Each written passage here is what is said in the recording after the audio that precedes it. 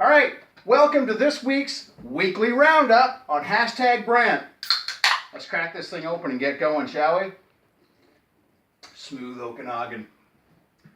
All right, so the TGI, the Tailgaters Index, we finally figured out what it was. Well, I knew what it was, kind of. So the Tailgaters Index is a really small sample. It's just based on what I experience when I'm out on the roads. But if you get tailgated by somebody, let me know. Give me as much data as you can. Heck, I might even make a rant for you if it's a really bad story. And that way my fake data can be as real as possible. So the Tailgaters Index this week is dropped to 42.6%. I guess some assholes stayed home. Oh well, their loss. Alrighty, let's get on with it, shall we? Smoke signals.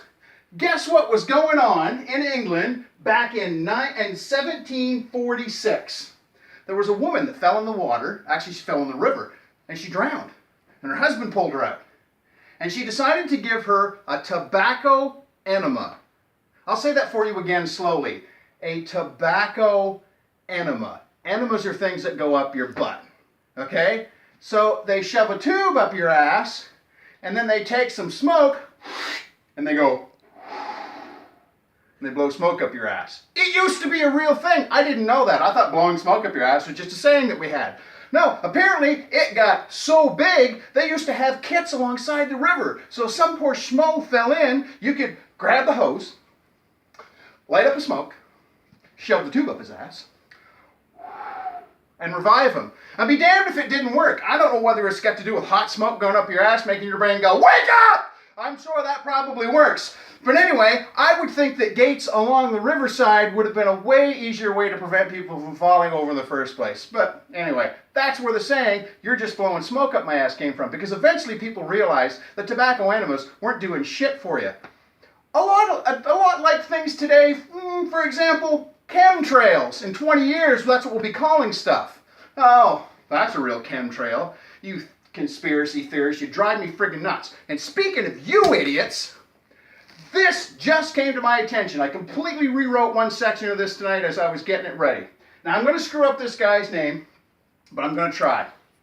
So, Brandon Majeka, I'm sorry if I pronounce it incorrectly, and his girlfriend, and I'm going to get her name wrong too, Amanda Hamalos, okay? They were celebrating his 30th birthday when the shooting happened in Las Vegas. Brandon took a bullet to the head and lived, okay? Very thankful to be alive. His girlfriend's fine. They got him to the hospital. Everything's great. You think, oh, that's a wonderful story. What are you going on about? Well, let me tell you what this poor guy is dealing with now. Conspiracy theorists believe that these shootings, like the one that happened in Vegas, are staged. Oh, the government's they're putting them on. They're staged. And some people believe they didn't happen at all. So victims that are now going out to tell their story to news media, like, yeah, I was there and I was shot in the head and I survived and I feel really bad for the people that died. This guy's going through a lot of emotional strife. He's getting death threats from people who think that he is an actor. People who think that he is siding with the government and he's in with them. These stupid conspiracy theorists that believe this bullshit. I'm putting you guys on notice. I'm coming after you. Hashtag Brant, conspiracy theorists, that's it. You're done. I hear any of this bullshit, I'm calling it out, because that's exactly what it is. This guy has shut down his Facebook, all of his other social media, because people sending him death threats. Somebody actually said, I hope somebody shoots you for real. For real. He was shot for real, you idiots. Find a hobby, will ya? Holy crap. So like I've said before, not everything has to be negative on hashtag Brant. That one really did set me off. But back in 1977, some of you are going to figure this out. 1977 bats I've got written down there, trying to be all clever. So, October the 21st, 1977, Meatloaf's Bat Out of Hell came out 40 years ago. It was a humongous success.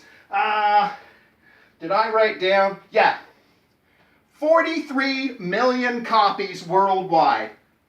I don't have to ask you if you've heard of this, if you've heard anything off of it. If you haven't, well, you need to start listening to some more classic rock and roll. This thing is fantastic. And 40 years later, it still sounds just as good. So go on out, download a digital copy, buy the CD. If you can find a vinyl copy and you still have a record player, grab one of those and fire it up.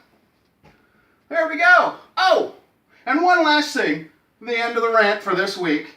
I actually got to the end of Facebook. I'm wondering if anybody else has experienced this before. I got to the end of Facebook. I'm not kidding, I did. I got to the end. Because it actually said at the bottom, if you want to see more posts, get more friends. Well, what do you know? Facebook thinks I'm lonely. See you next week.